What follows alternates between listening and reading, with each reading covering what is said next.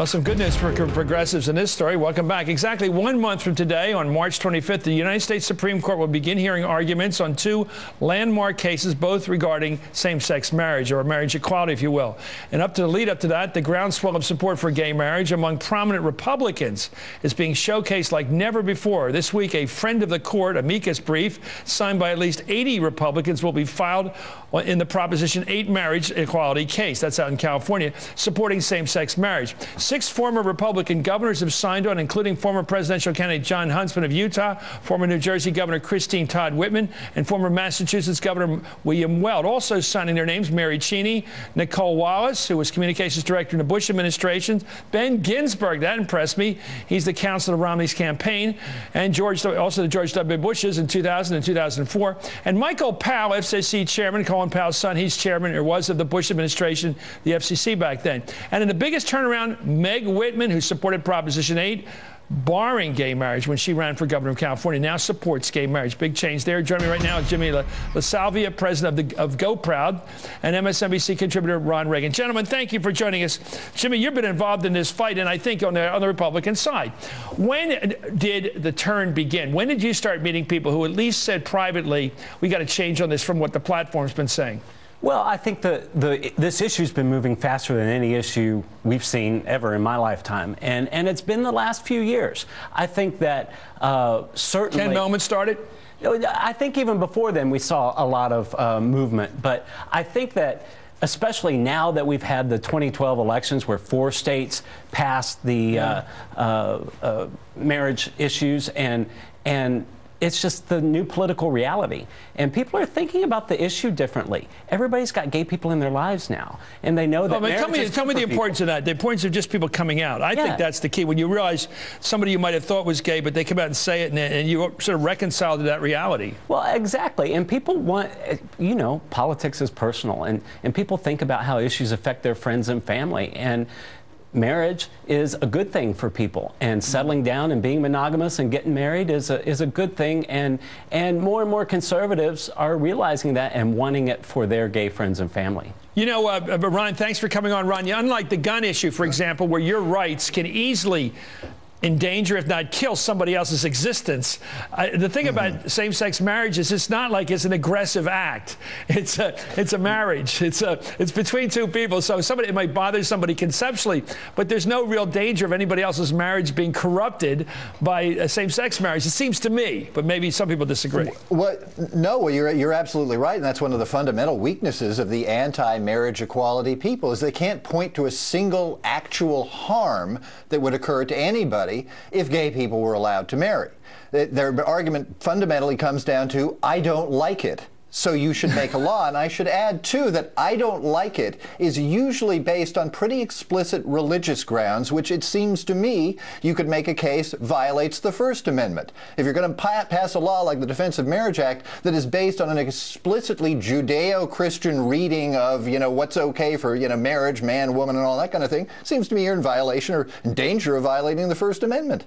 So let's cause some trouble here. I don't know you, so let's cause some trouble. I want you to do. I want Jimmy to do the dirty work for both of us here. The Catholic Church, do you think they're consistent in the way they actually behave in the clerical world? Do you think all the way down from the papacy? Do you think the whole world up there is non-gay? Do you think there aren't any gay priests? Do you think this this whole thing? I work in politics. I'm not a preacher, but you know, gay people are everywhere. Yeah. You know that.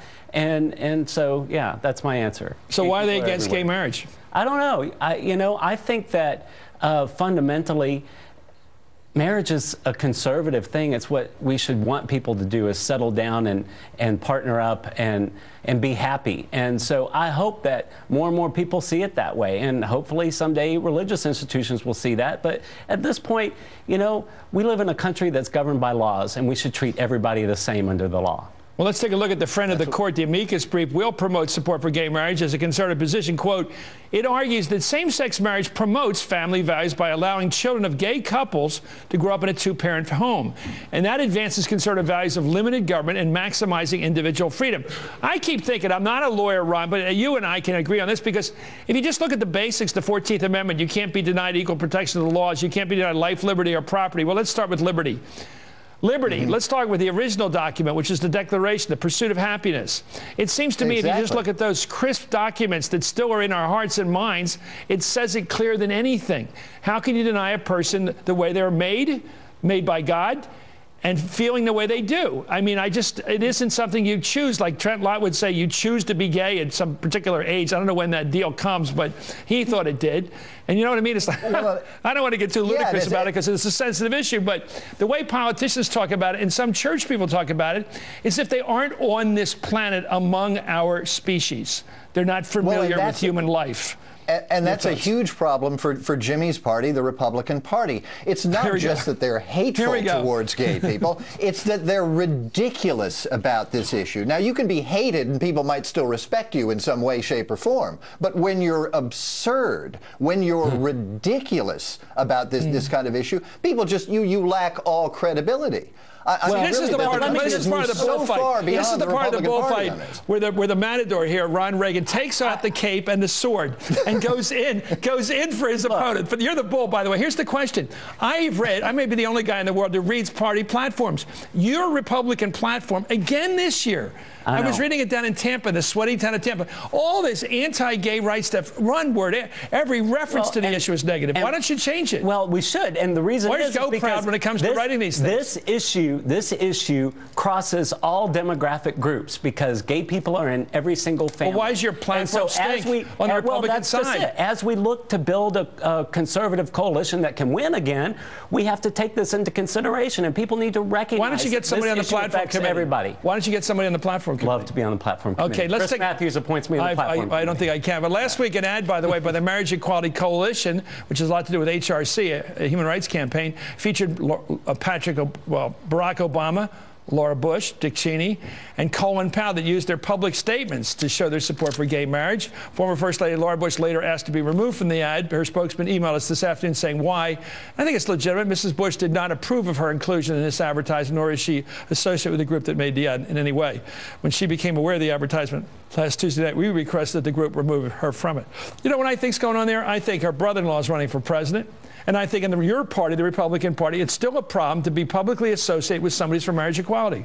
Is that possible? Do you think that's why Laura Bush had her name taken off this? I don't know, Mrs. Bush, so I don't know why she did that, but I do know why she did this issue is baffling to me that many establishment Republicans don't get it because they're out of touch. They're out of touch with America, but they're also out of touch with their own base. Put this guy on the platform committee. Most conservatives Jimmy LaSalvia should be on the platform committee. Ron, you and I will never get on that committee, but thank you, Ron Reagan, for coming on. Again, the sword fighter, the matador, who saved his last move for the last 2 minutes. Up next, one of the rising stars of the Democratic Party, Pennsylvania Attorney General Kathleen Kane. There she is, and this is Hardball, a place for politics.